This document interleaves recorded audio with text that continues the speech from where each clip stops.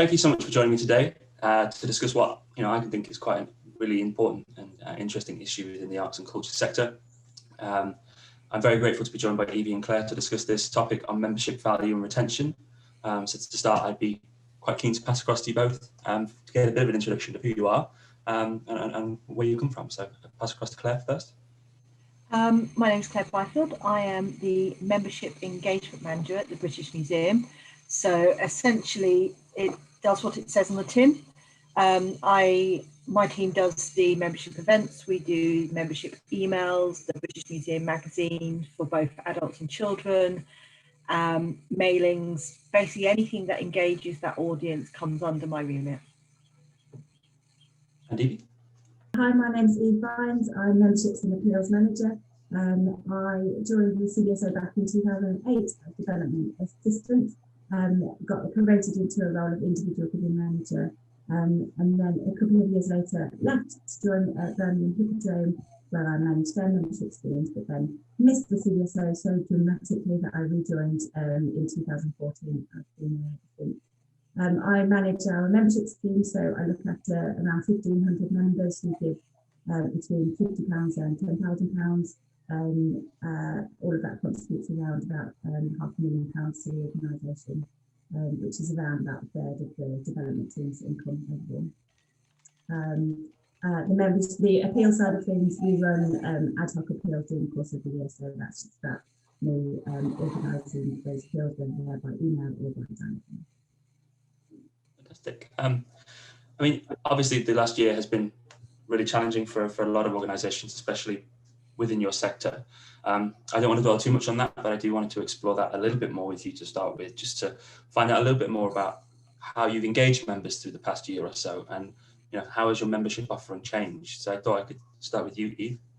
Yeah, sure. So, I mean, going back to the start of lockdown back in March, I mean, the first certainly few weeks, month and a half was really about us cancelling everything that was in the diary. Our members had booked up events, they paid for them. We were in the planning stages of organising a tour for members to join us on a trip to Lucerne in Switzerland, which we tend to do every couple of years. So all of the work on that stopped. We've got events, a Royal Painting event that we've got in the diary. The invitations have actually been printed for that event. And we ended up obviously having to cancel all of that. And in the beginning, actually the communication between us and our membership was really regular, because nobody knew what was going on, and so we were communicating things every sort of couple of weeks, of keeping people up to date and abreast of what was happening. Obviously our concerts got cancelled, but we cancelled them in sort of 2-week batches, because we thought we might be back in June to perform whatever was in the diary. So actually it was crazy, but it felt very together, because our membership base, they're the heart of our organisation. They're the people that are the closest to us, and they were with us. They were absolutely wanting the best for us. And with our concert cancellations, anybody that purchased a ticket had an option of whether to donate that ticket value back to the organisation or to get a refund. And of our membership, the majority of people did donate that value back to the organisation because they wanted us to be okay. So then, once we've gone through, all of that cancellation process, our first experience of a virtual event was, I think, towards the end of April. For our members that give us £1,000 or more, we run what we call circle drinks. So any evening concert over at Symphony Hall in Birmingham, we offer a glass of wine for them to come and join us in the foyer and have a glass of wine before the concert starts. And we decided in April that we would, the concert wasn't happening, but we wanted to gather a social event anyway. And so anybody that had got a ticket for that concert were invited to our very first Zoom. I'd never heard of Zoom before, all of us. None of us had we? And so we organised this circle drinks at home in our living rooms, and it was terrifying but amazing at the same time. And really, it was just about us checking in with people, seeing how they were, actually really a pastoral thing. You know, it was at a time where people couldn't get their shopping delivered, so we were checking that, you know, their neighbours were looking after them, and just it was very much a social checking. How are you? How are you doing? And a bit of an update from our chief executive. So once we'd done that, we decided actually it was a nice thing to do. So we rolled that out weekly, dividing up our sort of membership that gave that amount into sort of 4 groups, because we couldn't have too many people on screen at the same time. So we sort of rolled over the course of 2 months. We rolled through those members and invited them to join us on a Thursday evening.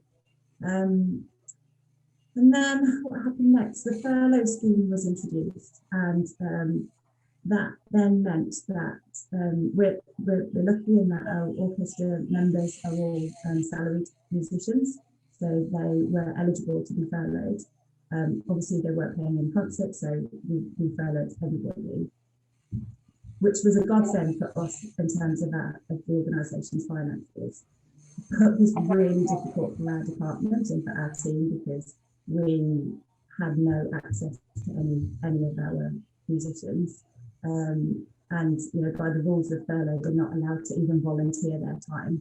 So we found that really hard. You know, normally we would I don't know, do a Q&A with the player, or just have a chat to them about how they're getting on, or they would want to record some music at home. They were doing loads of recordings at home, because musicians, it's innate that they want to perform. Just because they were stuck in their house didn't mean that they weren't playing, they were.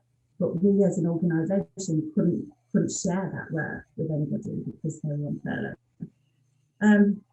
So at the start of the summer, we ended up being sort of crafty and finding people who were connected to the organisation that weren't on furlough. And we ran 3 events with those people, webinars, and just, you know, try to provide something for our membership to get to come along to invite them to, and to just feel a little bit connected. One of them was an update with our chief exec, just simply, you know, what's going on, what's the state of play, and how are things going. And a couple of the others were with artistic people.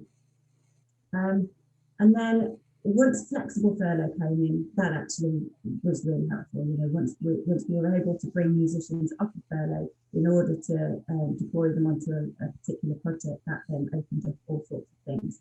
So one of the projects that I worked really closely with about half a dozen of our musicians was a ringing around project.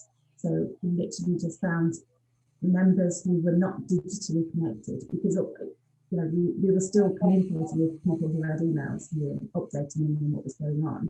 But actually, a high proportion of our membership do not use email, do not have a computer. And so we hadn't spoken to them for such a long time. So I worked really closely with, like I say, about 6 musicians, gave them about 30 names, and they spent a week phoning people, and again doing that pastoral thing of how are you, what are you up to, have you heard about this with the CBSO, do you know about this, and just using the musicians' time to connect with our membership. And I think that went down really, really well, actually. I had quite a lot of feedback from people about how lovely it was to get a call from a viola player, and how unexpected it was as well, actually. So that was cool, and probably something that we might think about doing again in the future. It doesn't have to be a lockdown thing. And then the other project that we started towards the end of last year and has carried on was a series that we devised, which basically was just to make up for the fact that we weren't running these events. We took them online. We've done a series called Behind the Music, which initially was hosted by Alan Titchmarsh, who has been a very long supporter of the CBSO. We called him up and asked him if he fancied to be a host for this series, and he thankfully said yes, he would. So in January we kickstarted the series. Actually, it was meant to be a monthly thing, but it ended up becoming weekly, because January was just miserable, wasn't it? And we just thought we needed to give ourselves something to do, something to look forward to. So it became a weekly thing. 6 weeks with Alan, and then a member of the orchestra took over that hosting position. And this webinar series was we spoke to different members of the orchestra from week to week about their hobbies off the platform, about what they, what they were looking forward to getting back to. We did a session about how double bass players is making a double bass, so he showed us, the ins and outs of how to make a double bass. We've done a session about the parallels between sport and music. And that series has really helped us to provide something for our membership, to give them something that they can tune into, they can look forward to, but also just to keep connected with them and feel like we've not lost an entire year. We've moved forward, and actually our audience, our membership that tunes into these sessions actually know a little bit more about the players that are on the platform, and feel a little bit more connected to us as an organisation as a result. So we do know that our membership isn't a benefits-led membership, thankfully. They really are there to support the organisation, and so that knowing that has been really helpful through the year, and they've stuck by us, and they want to see the orchestra thrive. However, I do feel obliged that we should be giving them something back in return, and so this year really has been an interesting one. And I think where we're at now, where we've just started to perform concerts live again, I think we'll talk about this in a little bit more detail later on, but there are some things that we've done this year that absolutely we need to keep delivering, and so that the look of our membership is going to change over the next few years based on what we've all just been through over the last 14 months. Fantastic. Thank you so much. And over to Claire. I was going to say, it's really interesting to hear how you've done a lot of that very personal side of things, which just sounds so good. And that's unfortunately something we find a lot harder, because obviously our members, we have about 70,000 of them. So trying to have that personal engagement is always a challenge, and it's something that I'd love to try and do some more. You've got some great ideas there. I'm going to steal some. So when lockdown happened at the British Museum, first thing we actually did, because one of the things, obviously we paid a lot of attention to the other big national museums and what they're going to do, because often you try to sort of check you're on the same wavelength. And it was really interesting for us to see that the Tate went straight out with extensions. I don't know if you recall, and they extended their membership, and that was really interesting for us. So we had to very quickly make the decision if we were going to do that or not, and we decided not to, because with the number of memberships we had, that was actually a huge amount of money we would have to give up monthly. However, doing that, we realised very quickly, if we're not extending and they haven't got the on-site benefits, we were really going to have to make sure we were offering alternative engagement options. So that's something we had to really ramp up really quickly with a large number of members. One of the big things, obviously, is we increased our communication. So we went up to weekly to sometimes twice a week emails. Firstly, letting them know what was happening, when you'd be able to come back. As you pointed out, there's, news was changing so quickly at the start, it was quite easy to give them that information.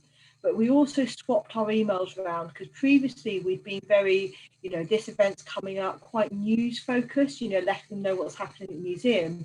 We switched it up to content focused emails, essentially. So very heavily on, well, we sort of did a mixture. So when the museum first shut, my team, bless them, with our phones on a gimbal, ran around the whole museum trying to get as much footage as possible of how we were closing down the museum.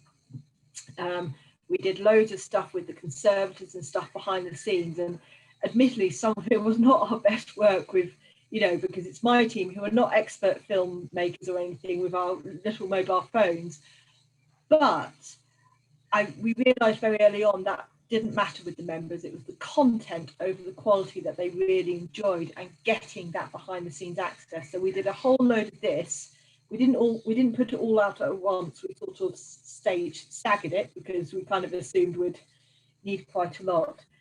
But we also mixed that up with a lot of archival stuff.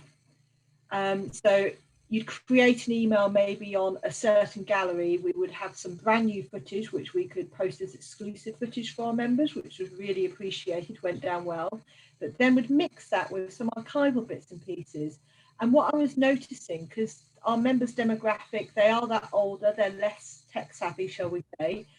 A lot of the digital stuff previously we've done in the museum, they've never experienced, they've never really been engaged with, shall we say.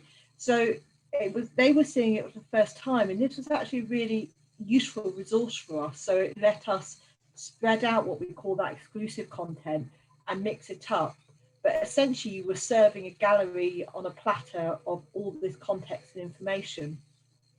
So that's how we started with that level of engagement. We got really positive feedback from the members about that, particularly people who were further away in general and had, don't visit the museum as often. They were saying they actually felt they were getting better benefits, which was ironic. We then started putting into place the live streaming events. So it took us a little while just to make sure we had that process correctly, because obviously we were doing it with the webinar format with X number of people attending. We took the decision to run those for free. I know there were a lot of other museums who decided to charge for them. The reason we opted for that is because we viewed the income from the membership retention was far more valuable to us than the potential income from maybe charging £5 a ticket for a live streamed event. Because, when we balance it out, it's, I suspect, different for orchestras and things where the performance element is the key aspect. But for us, normally you'd be able to get into the exhibition and things for free. So we balanced that with, instead of being able to go and see your exhibition, we will be offering you these series of free lectures, which again went down really well. I'm going to say one of the benefits of lockdown has been the fact we have a whole audience who are not tech savvy, have suddenly been educated in Zoom, which a lot of these ideas about live streaming events and bits and pieces is things that have been sort of bubbling in the background for quite a while in our industry, but you've always been sort of, we have to introduce it very gradually to an audience who perhaps aren't as open to it. So it's sort of fast forwarded a lot of plans that I found really interesting. But yes, the live events went down really well. We had a lot of attention. We had a challenge again when all our curators went on furlough. In the same way, it was suddenly like, oh, there goes our stock of experts. But what we ended up doing was going out to a lot of publishing companies, speaking to authors and things who perhaps wanted to promote books and things who couldn't do the live lecture. So we were doing it through those ways. And the other really interesting aspect, and that's something we will be continuing, is we were able to actually get people from across the globe, which particularly for our collection, we are an international collection. There's often a lot of controversy that goes with that. And one of the challenges is a lot of speakers, it's the British Museum, but we still are not swimming in money, alas. We can't always afford to bring those speakers from across the globe, but this actually allowed us to do that. We could have speakers who were from the countries and origins of those collections talking about them, which I think was something perhaps lacking before, but we've really been able to pick up on. And I think that's gone down extremely well, actually having, the appropriate voices speaking about the collection. So that's been really precious. The other things we've done, so again, lots and lots of digital activity. We've also got a sizable portion of members who are not tech savvy at all and have no email addresses. So we've probably got maybe 2,000 to 3,000 members without email addresses,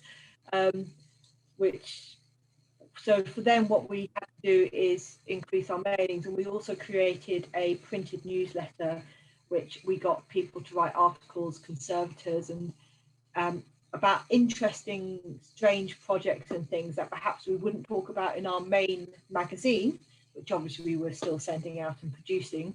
I have to say our editor did an amazing job creating a magazine with nearly all the curators on furlough. I have no idea how she achieved such a thing. But it allowed us to do maybe, you know, those smaller, more unusual articles. And again, we saw a real interest for that, because what we noticed again from members, etc., is that it was these less well-known things that they felt was something extra special, something a little bit different and unique, which again was nice.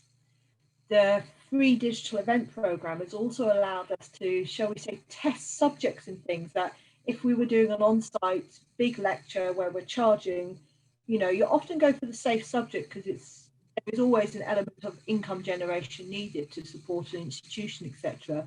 But when it's going to be free anyway, you think, okay, let's test this subject and see what the uptake is. And that's allowed us to test a lot of things that we think, okay, let's try that again later in a paid setting, because now we know there's an appetite for it, or actually they didn't like that at all, let's not go down that route again. So, you know, as much as you can say in COVID there's opportunities, it has allowed us to test a lot of things, engage the audience appetites for lots of different subjects and things like that, which has been incredibly useful.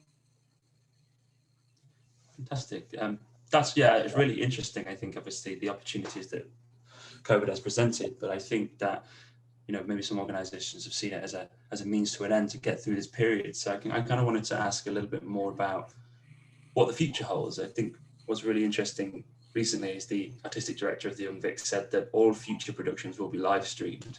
So I wanted to kind of ask you a little bit more about, you know, is this something you're thinking about continuing to do? Is it something that you're you know, these opportunities you've seen, you think, great, this is something we can continue to do post-COVID? Or do you feel there's an appetite for it? So let's start with you, Claire. Yeah, absolutely. The feedback we've had over lockdown has been virtually 100%. You know, they want to get back to the museum, but they want things to continue, which obviously is a challenge, because doing a lot of all this content and everything during lockdown has taken the same resources. So none of our team in the membership, etc., were furloughed because we were still working with all these members. But now having to resource that and everything we were doing before, all the on-site activities, we've suddenly got a much larger workload. So what we're looking at the moment is how we're going to resource this going forward, and, you know, redirecting funding to digital aspects, etc. So we are going to be creating all our lectures, etc., will be live streamed. Those will have a charge to them now. When we open up again, we will introduce that aspect. We are going to also, though, keep a small selection of free, which will be digital only. So if it's an on-site, you'd have a live stream element, and then we would have what we call digital only strand, which again will be that free element, but also that testing element, those less well spoken about subjects, or, you know, new curators who want to speak about some new work, etc. That's an opportunity for us. Like I say, the other big thing is getting those speakers from across the world will now be integrated into that program going forward, and that's something that's really important to us. We are also creating a digital archive on the website, so there'll be an exclusive content section for members, which will be an archive of all these live streamed events, all this exclusive content that we've been creating. We also, during lockdown, we digitalised our entire back catalogue of the British Museum magazine, which was quite fun. It's great to see how curators who've been here a long time have aged over the years in the magazine. But again, that's a big resource, which is going to be online. So there's this whole online element. And we are at the stage where we can promote this as a membership benefit as well. So it's not just, you know, our standard benefits, exhibitions, discounts in shops, all these things. We can now say you will get exclusive content, you will get access to the whole digital archive of the magazine, you will get behind the scenes access. So it's increased the benefit of membership. There was a lot of talk sort of midway through lockdown if we wanted to investigate digital only memberships, for instance, maybe for international members. But we actually opted not to do this, because when we had a think about it, we realised actually throughout lockdown, we actually had really good retention, and we had members who were essentially willing to pay for what was a digital membership at the time, but full price, if you see what I mean. They were paying their full membership fee, and hence the value of that digital aspect is the equivalent. What we didn't want to do is risk diluting our standard membership offering by offering the 2 levels. So we have opted just to keep the main standard membership, and essentially we are hoping, and we have been increasing our international membership and essentially just adding benefit to that. So people who are further afield that maybe visit the museum a little bit, but support us, you know, philanthropically because they love the institution and everything, and now just getting a much higher benefit and engagement, which is, you know, really important to us. But yeah, essentially the biggest challenge we have now is resourcing this going forward, so that we are making sure we're doing everything in lockdown and everything we were doing before lockdown, which is essentially the biggest challenge for the team. So sort of behind the scenes, there is a sort of bit of restructuring, rethinking, trying to work out, you know, what our email strands are going to go forward in, different levels of events, etc. But I think we have a solid plan, and I have to say, just from an engagement point of view, it's opened up a lot of avenues, which, again, it's just me, but I find a lot of fun. You know, you can play a lot, you can experiment a bit, and you can really try things out that you may have said beforehand, we're going to have to try this very gently over the next 5 years because of the conservative nature of our audiences. But actually, you've been like, right, we've got to get it done really quickly. Things have moved a lot faster in lockdown than they'd ever normally move in this industry, due to need, obviously. But it has allowed us to do a lot of things very quickly. And I think at the end will be of huge benefit to this industry and move us forward to the level of, perhaps you'd say, sort of more commercial type industries and structures, to a point we should be. So, you know, there are some benefits. Thank you so much. I'm really interested in obviously that piloting and that opportunity it creates for you to test things out. I think that's really fascinating, and obviously could present some really exciting things in the future for the museum. You touched upon this a little bit earlier, Eve, obviously that you've been doing things that you kind of want to continue to do, but I suppose putting the question back, you know, to you as, you know, what are you going to continue doing? What does it look like for you in the future in terms of that membership engagement and that value, really? Yeah, I think exactly as Claire's just said, you know, I think that there are some things that we've been forced to do through lockdown that we would never have planned to have done in normal times. So the digital aspect is definitely part of that. We and the work in that area is just accelerated. It's absolutely, you know, we're the orchestra were allowed to start rehearsing behind closed doors from sort of, I think, back in November time. And so they've been, every week they've been recording a new concert. And we've put this series of concerts up online.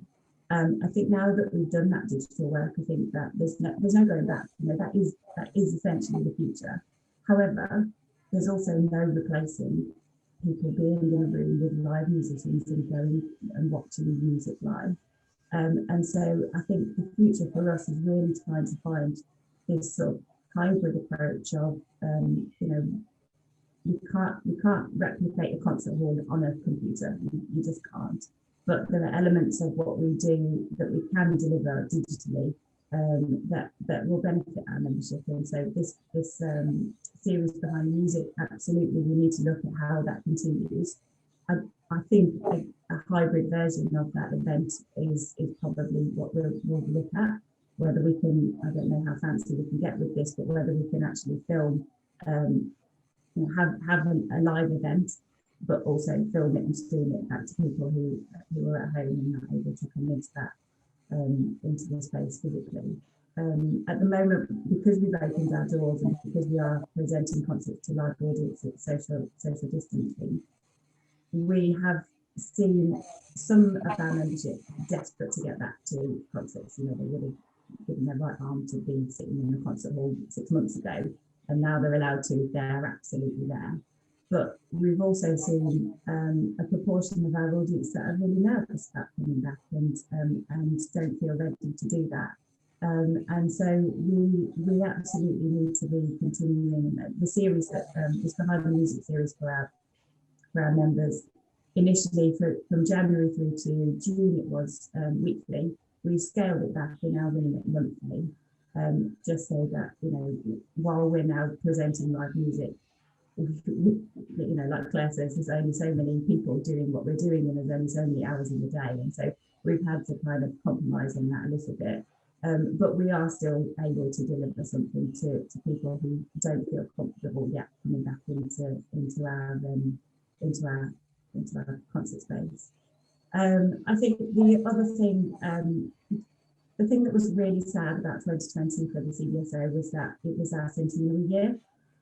So our 100th birthday was back in September, and the plans that we had got clearly didn't happen, but we were not letting that happen, you know, that date go by without us celebrating it. So actually what ended up taking place was incredible. We put all of our musicians, all 90 of them, into a warehouse in Longbridge on the outskirts of Birmingham, at social distance, at 2 meters social distance, and using binoculars from the back of the orchestra to see the conductor at the other side of this warehouse.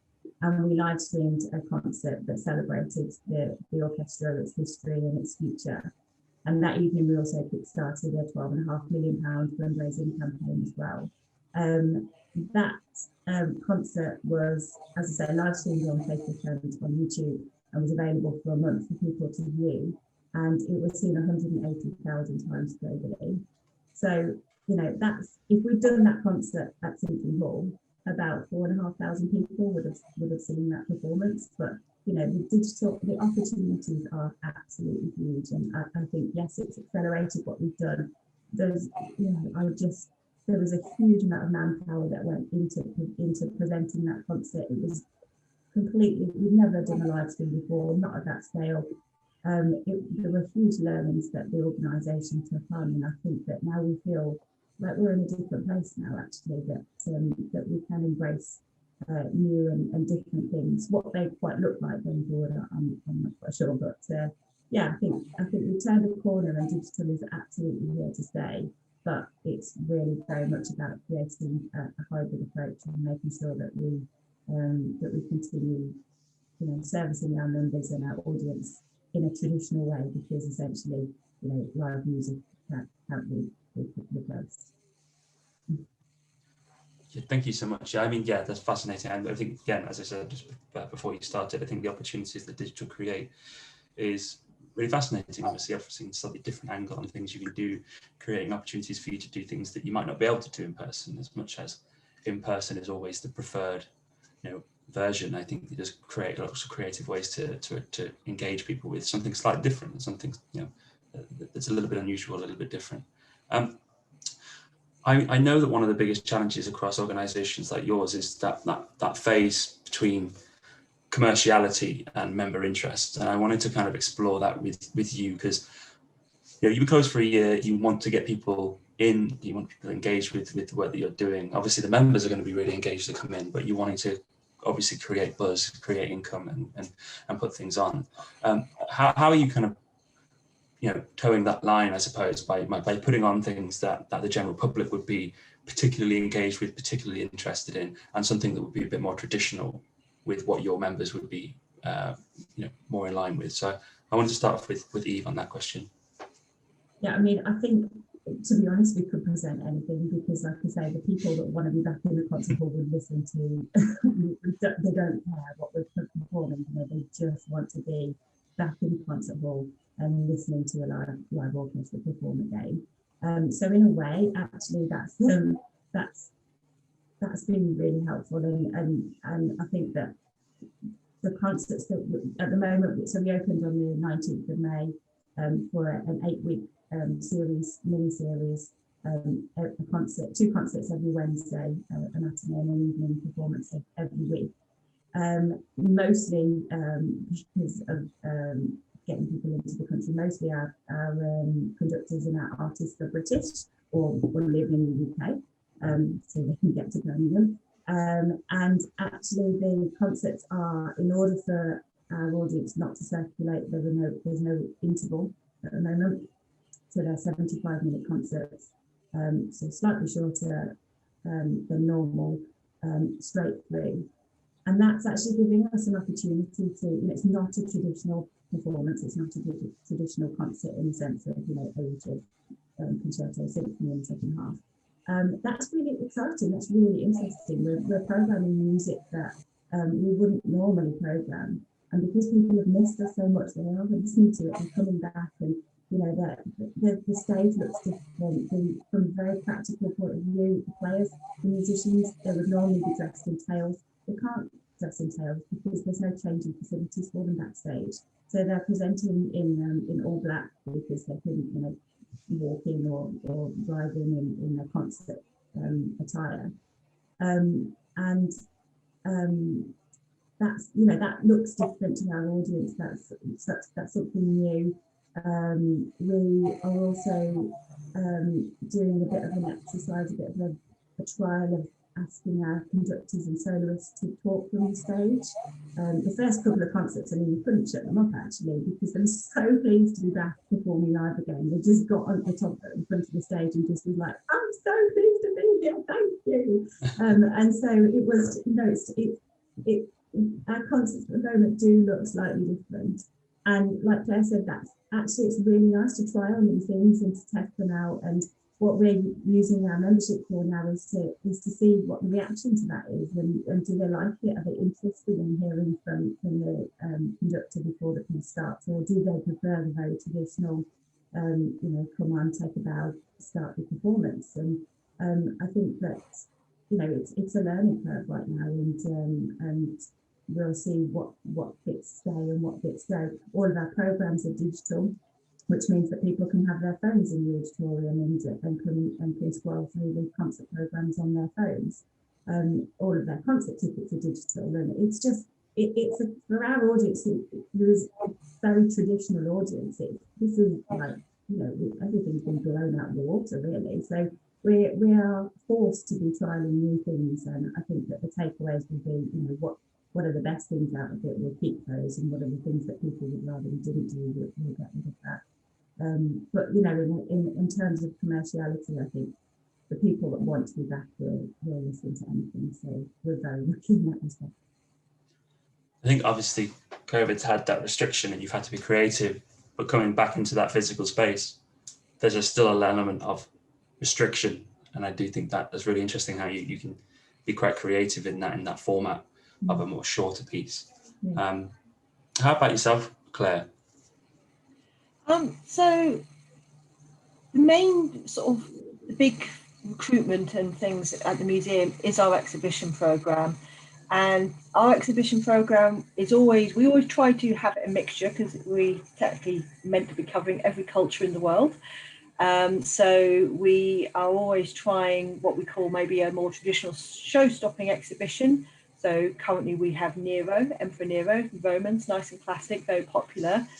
But over lockdown, for instance, we had Arctic, which is a very different style of exhibition for the British Museum, looking at the culture and how it's affected by climate change and things up in the Arctic. And for us, it's always a challenge with the varying exhibitions. It's very easy for us when we have what we call core exhibitions, which resonates, Romans, Egyptians, anything like that. You sort of associate the British Museum. It's very easy to recruit members and engage those members.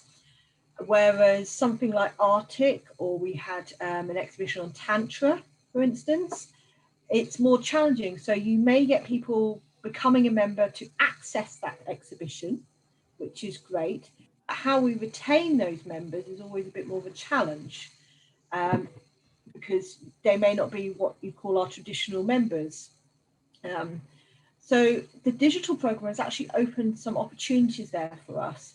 So whereas a lot of our on-site events, you're focused on, tours of the exhibition, early morning views, all this sort of stuff, we are then using a bit of our digital programming to connect that exhibition to the permanent collection. So if you joined for a few ages ago, we had manga, or if you joined for Tantra, they may do some digital tools or some digital talks on the relevant permanent collections, i.e. India, Southeast Asia, etc., like that, to try and say, if you joined for this amazing exhibition, do you realise we also have an amazing permanent collection? So I think a lot of people don't quite realise that actually the real jewels of the collection are always on display. So it's using that, and so, you know, we know if you joined at this time, we can track if you visited the exhibition, we can then serve you that content which we see specifically as relevant to you. And it's allowed us, particularly one of the benefits of lockdown, for tracking point of view, has been obviously ticketing. We've had the ticket exhibitions for members, which we would never normally do. Normally they could just walk straight in. But it means we can really identify who's attended what and things, and then we can really target our comms accordingly to try and engage that audience with the relevant collections that we think will retain their membership. It doesn't always work, don't get me wrong, but we are sort of improving that offering, I think, and making it a little bit more bespoke and trying to like always bring back to that permanent collection, which is really, you know, jewel in our crown, so to speak. Can I just ask, do you think that the ticketing thing will stay? You know, you're obviously having to do that because of their track and trace, I presume. But do you think that that's something that you're I think it's going to have to stay while track and trace stays, and that's one of the big issues is if you have people just walking in, which obviously the British Museum traditionally always has, is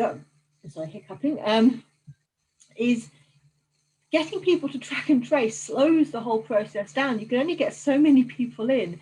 So to prevent lots of queuing and overcrowding, we probably will. Long term, however, I think particularly for members, one of the benefits is being able to walk straight in whenever you want. And that's something we very much want to go back to, because I think it is a key member benefit. We had just a few years also introduced a scanning your card, so we could track what they were visiting and things when they remembered to scan their cards. But interesting now, I think because of the ticketing, we've sort of mentally implemented all these sort of strategies on how to, you know, before you visit, if you've booked, we will issue you, this is some great content about this exhibition, this is a bit of a blog, this is a tour, so you need to read up on it before you go as a member. After your visit, we can send you an email saying, you know, did you like it? Oh, by the way, these are the next events on this exhibition. So I think whereas before we sort of had that information about their coming and we were so focused on getting them in and everything, now I will take a look at that information and think, right, how can I use that more effectively, because it's worked so well with that ticketing model. Obviously, you know, for the big exhibitions, the paying tickets were always ticketed, of course, but members never were. So I think we'd like to go back to members not being ticketed, because I think it is a huge benefit, but we will still be really paying attention to when they're visiting, what they're visiting, and how we can address that content to improve that visiting experience. The idea is, as a member, you're no longer just turning up to see the exhibition you're getting for free whoopee. It's, I am turning up, but I've also been issued this whole range of curatorial information on the silver platter, which will enhance my experience. So our whole membership scheme, we're trying to transform almost to, it is a curated view of the museum. You know, we will try and ensure you are getting the best information, the best access to objects and knowledge. The membership is not just access to a collection, it is access to the knowledge and expertise behind the collection. And I think that is really valuable for our members. It is that extra layer rather than just what you call a financial value-based membership, as in it saves you money to visit this. It is more a content-based membership, you know, a knowledge-based membership, I suppose. I'm sure there's a better word for this, but I can't think of it right off the top of my head. But I think we are moving to that model, which I think is very beneficial. I think actually allows for better retention, because you're no longer just saying, I'm saving money, but am I interested in next year? Am I going to save money next year? It's like, actually, this has given me value for the whole collection, so it is worth staying a member. So sort of, I'm not saying it works 100% of the time, but that's what we're gradually trying to move to, which I think is really working well for our retention element. The other interesting thing about lockdown and sort of retention and membership and things and recruiting members, of course, you know, for the exhibitions and things, we've always done things like an early morning view or a late night view just for members, which basically offers a quieter period to visit these exhibitions, and suddenly that's become very valuable. You don't want to visit in a really busy period, you'd like to visit in a quieter period, and it's like membership will give you that opportunity, which is really useful. But saying that, you know, the exclusive content things we've been doing for members, we are also aware that it is important, you know, the museum is meant to be sharing culture with the world, regardless of whether you've paid your membership fee or not. So what we have been doing is the content and things we've been creating for members, we have been editing it down into shorter versions so that obviously the members are getting exclusive elements, etc. But then maybe a few months later, we will send that out to the public. And that has the double benefit of, firstly, you know, making sure we're sharing exciting content with everyone, because that's important. That's part of our purpose as a museum. And it does have that lovely subtle reminder that as a member you would have got this a few months ago and a slightly longer form video. So again, that's just helping. Again, it's not massively a recruitment tool as such. The main recruitment drive is always that exhibition program, getting into that exhibition program. But all of this added together is a massive retention, and retention is worth so much. It's, you know, when you look at it financially, how much money you spend recruiting a new member compared to how much money you spend retaining a member, retention is always far more valuable. I mean, traditionally, we may have an 89 to 90% retention rate, which is really valuable for us. In lockdown, we've probably been about 86, 87% retention. So to be honest, I've been delighted with that because I thought it was going to go down a lot more, trust me. I was pleasantly surprised by the philanthropic nature of the members. But like I say, it has changed our view on what is the purpose of being a member and moving it away from purely exhibition, finance-based, etc., to try and just make it a more, you know, valuable curatorial product, as it were. Fantastic. Thank you so much. Yeah, I mean, the value obviously in that, and I do think that future looks really bright in terms of you know, all that new content and enriching the experience of both your institutions is something that I think is obviously what the members enjoy, which is good, but something that's a really good value moving forwards. It's been really amazing to hear what you two have said about what you've been doing within your organizations. But we know that there's been, you know, so many different organizations out there trying new things and trying different things. So I just wanted to see if you'd seen anything out there, any other organizations that had done anything that you were particularly impressed with, or something you thought was really inspiring. And also I wanted to start with Claire on that one. I suppose one of the things that I found really lovely is a lot of institutions have been sort of showcasing their empty space. I know it sounds a weird thing, but I think particularly nationals, they're so busy and crowded, you forget how beautiful these spaces are. You know, both the buildings, both the collections, when there's nobody there. Yeah. And I think the V&A and the Natural History, they've all done these lovely things where they've perhaps had live music in that space with beautiful lighting, and it's been atmospheric and gorgeous. And it's one of the things I think, oh gosh, I wish I was there, but equally thinking, yes, but if I was there, it wouldn't be so atmospheric and gorgeous. We actually stole the idea for Christmas. One of the V&A, I was like, right, I'm having that. And we've had some beautiful choral singers in our great court space when it was empty and echoing, and it was absolutely beautiful. And like I said, I'd love to say it was an original idea. It wasn't. But, you know, a lot of places have been utilising that. I've seen some, you know, perhaps have a gallery lit by candles, which you'd never be able to do with the public in there, which has been really interesting. So I think it's sort of allowed you to see places in a really unique and special way.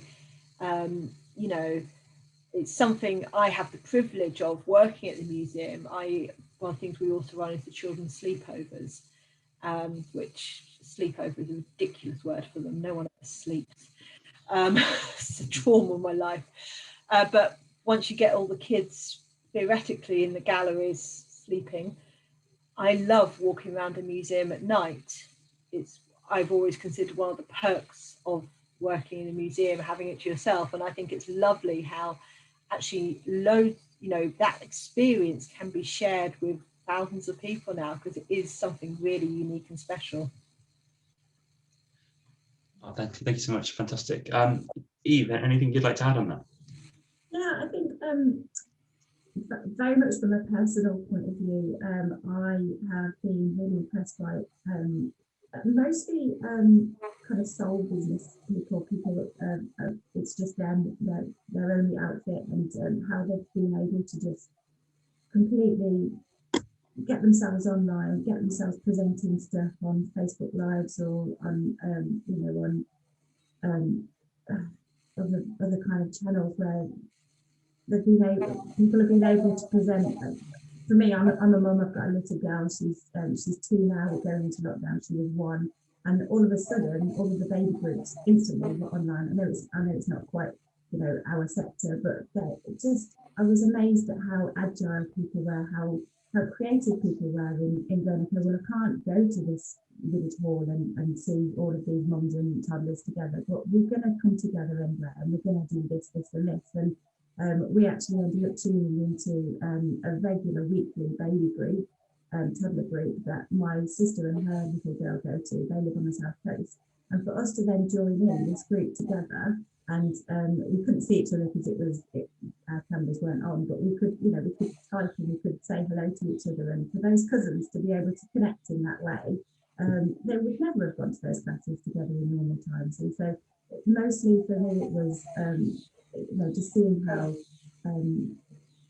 people could be creative and become their own masters at whatever they did, and we supported them wholeheartedly. So yeah, a bit different, but it's what kept us going, those baby classes.